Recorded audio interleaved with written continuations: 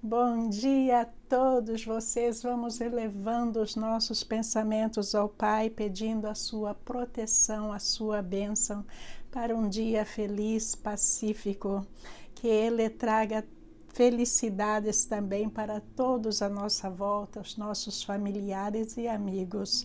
Amém. Hoje nós vamos começar Apocalipse 7, de 1 a 8. E a pergunta é: por que os 12 apóstolos? Veja que para a gente entender essa parte do capítulo de hoje, a gente tem que saber responder essa questão para nós mesmos. Senão eu já sei que vou receber mensagens dizendo: pastora, não entendi nada. Então eu vou fazer uma retrospectiva antes da gente entrar aí em Gênesis, para aqueles que ainda não sabem o porquê que Jesus escolheu os 12 apóstolos entenderem, e daí vão entender melhor a lição de hoje. Todo mundo que participou do curso de Gênesis comigo, eu acho que já sabe que tudo começou lá com Jacó. Jacó, Deus mudou o nome dele para Israel, porque é um ponto muito importante na história bíblica. E Jacó teve 12 filhos, começando aí a nação de Israel, que era composta de 12 tribos. Cada um dos filhos dele começou uma das tribos. Em seguida, nós vamos ver que a história das tribos vai continuar com Moisés, que vai libertar os israelitas e vai levar essas 12 tribos para fora do Egito. Vocês se lembram dessa parte? Isso aí está fora de Gênesis, mas nós vimos também Êxodo. Então, vamos relembrando e colocando os fatos juntos para fazer sentido para nós. E daí nós vamos ver que na história, eu não falei sobre isso, mas veio o rei Davi. O rei Davi uniu as 12 tribos, fez uma união, uma junção desses territórios. Então continua aí a história dos 12. O número 12, ele é muito importante na Bíblia. No começo, quando Deus começou a colocar ordem no mundo, o que ele mandou? 12 juízes. Então, nós vamos ver que esses juízes estavam ligados com as tribos, cada tribo recebendo um juiz.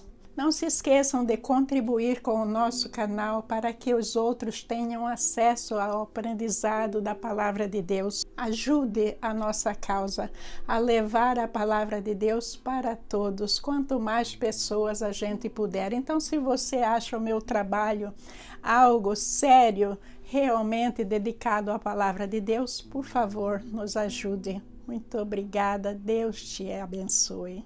A gente tem que entender que essas 12 tribos representam a nação de Israel.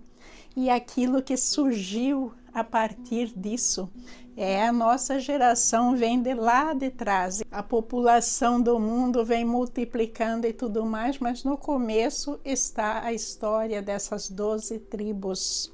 E daí Jesus, ele aparece escolhendo esses 12 apóstolos. Mas uma coisa que quase ninguém comenta é que cada um dos apóstolos vieram de uma dessas tribos. Todas as tribos têm a representação apostólica.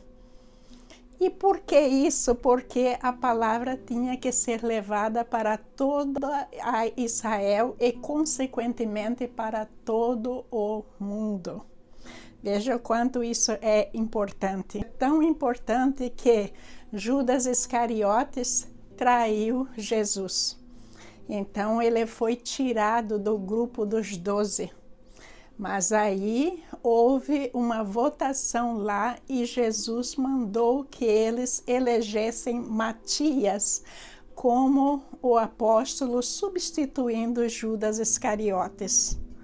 Aí eu vejo muitos vídeos, muito povo falando que não é Matias, porque a Bíblia quase que não fala de Matias, apesar dele ter sido martirizado e tudo mais, deve ser Paulo. Por que não o apóstolo Paulo, que fez um trabalho muito mais abrangente, muito mais significativo? Mas veja que o apóstolo Paulo pertence à tribo de Benjamim, não é? Então não podia ser o apóstolo Paulo. Jesus Cristo precisava de um apóstolo da mesma tribo em que veio Judas Iscariotes. E Judas Iscariotes veio da tribo de Judá. E Matias era também da tribo de Judá. É por isso que Matias foi escolhido e não Paulo. Então, espero que agora todo mundo sabe o porquê das 12 tribos. E nós vamos ver na história de hoje, em Apocalipse, que Jesus vai salvar a mesma quantidade de almas de cada tribo. Isso é algo importante para a gente entender. Cada tribo vai ter uma mesma quantidade de almas, mas vamos primeiro à palavra de Deus e daí nós voltaremos com as explicações. Leitura de Apocalipse, capítulo 7, versículos de 1 a 8. Depois disso, vi 4 anjos em pé nos 4 cantos da terra, retendo os 4 ventos, para impedir que qualquer vento soprasse na terra, no mar ou em qualquer árvore. Então vi outro anjo subindo do Oriente, tendo o selo do Deus vivo. Ele bradou em alta voz aos 4 anjos, a quem havia sido dado poder para danificar terra e o mar. Não danifiquem nem a terra, nem o mar, nem as árvores, até que selemos as testas dos servos do nosso Deus. Então ouvi o número dos que foram selados, 144.000 de todas as tribos de Israel.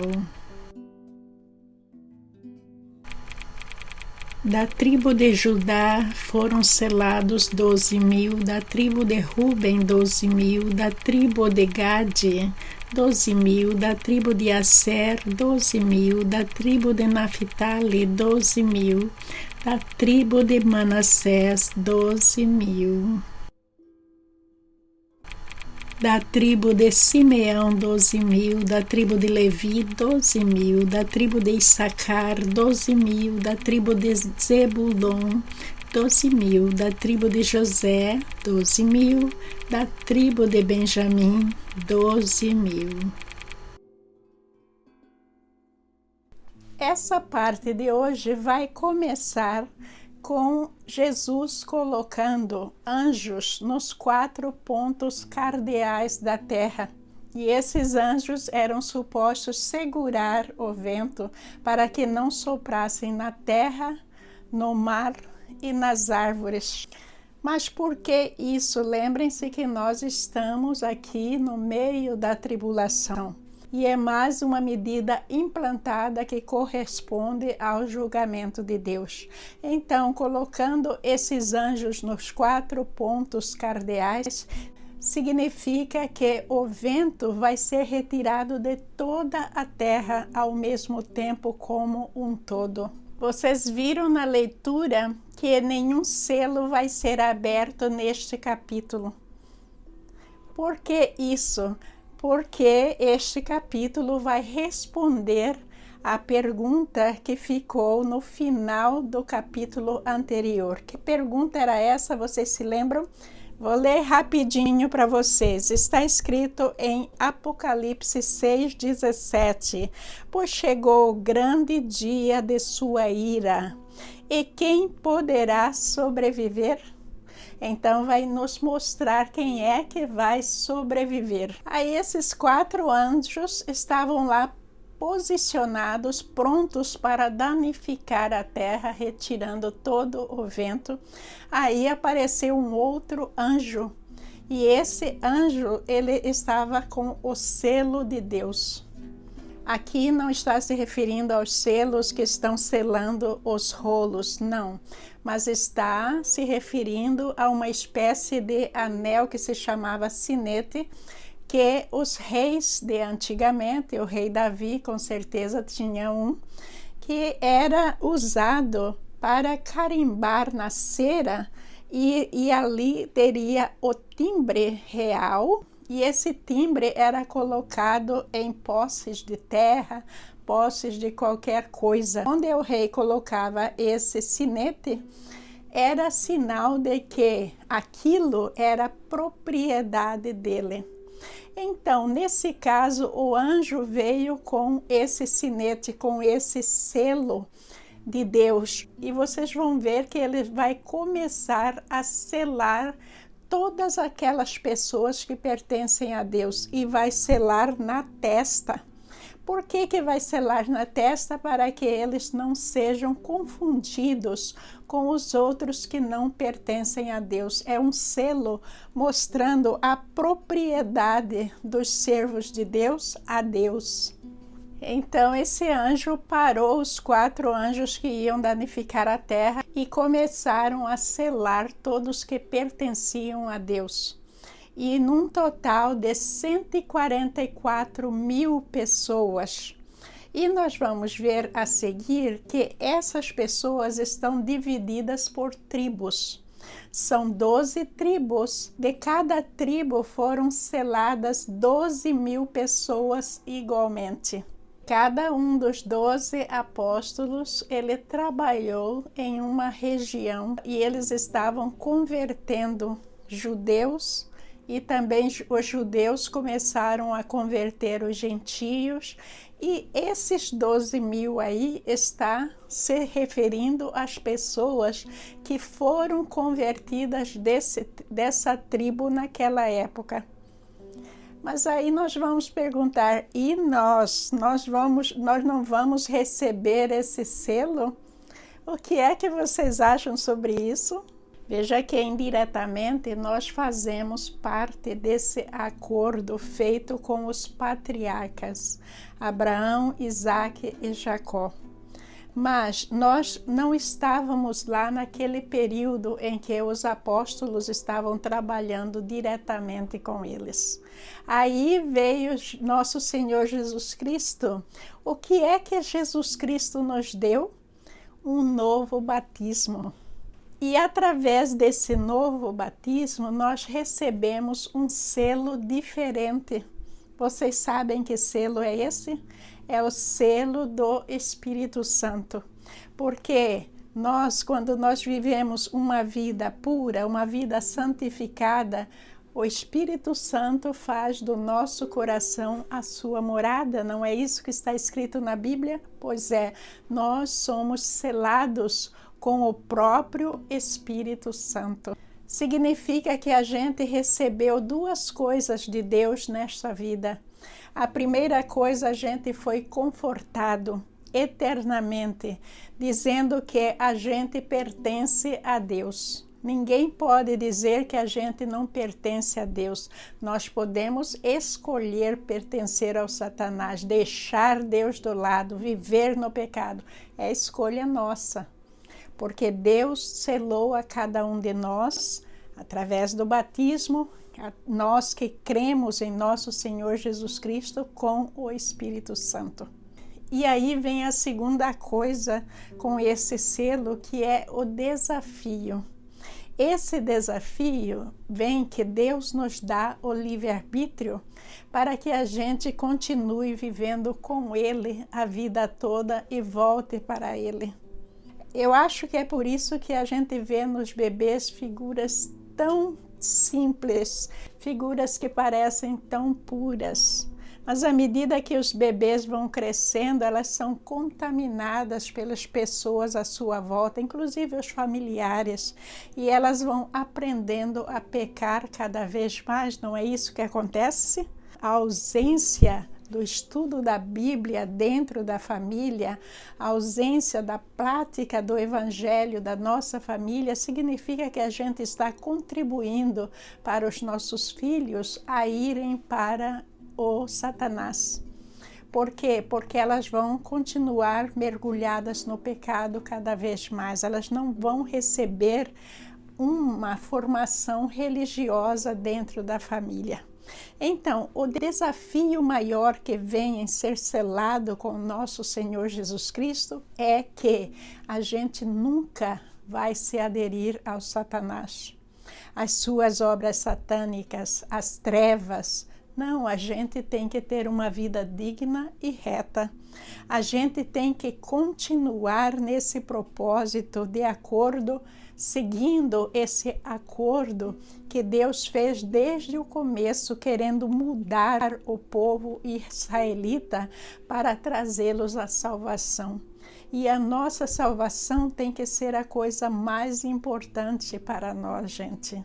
A coisa mais importante é a nossa salvação, a salvação dos nossos filhos, da nossa família, dos nossos amigos. O resto que a gente vivencia neste mundo são coisas passageiras que a gente não tem controle nenhum. Mas nós temos sim controle sobre a nossa salvação. Deus nos deu no livre-arbítrio esse controle. Leitura de 1 Coríntios 1, 21 e 22. É Deus quem nos capacita e a vocês a permanecermos firmes em Cristo.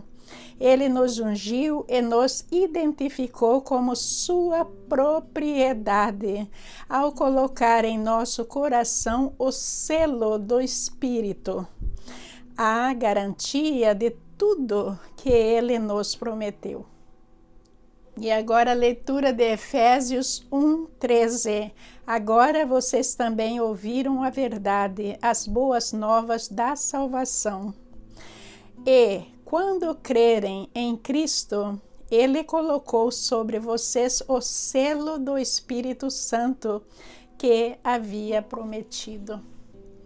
Então, a gente tem que continuar crendo em Cristo a partir do momento que a gente foi batizado, a gente recebeu o batismo, a gente acredita em Cristo e a gente continua até a nossa morte e depois.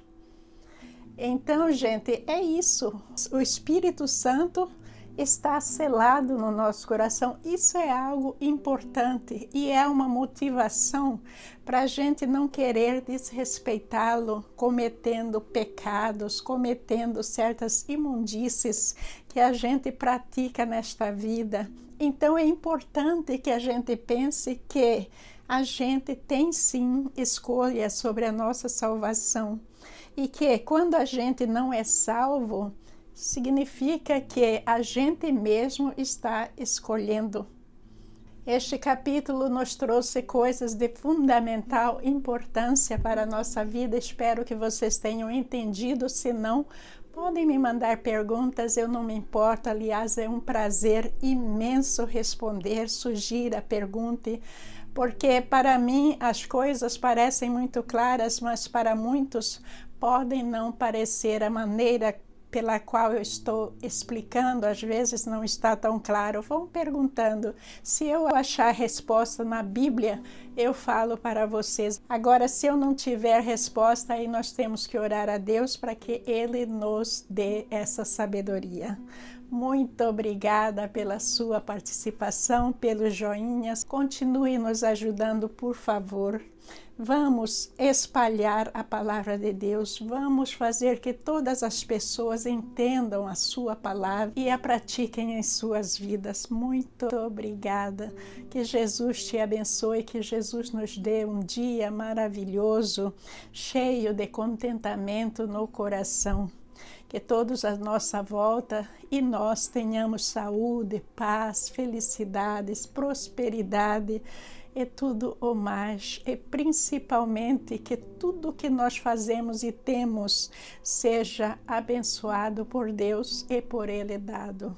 Amém. Muito obrigada, meus amigos, muita paz nesse coração lindo. Que Jesus te abençoe.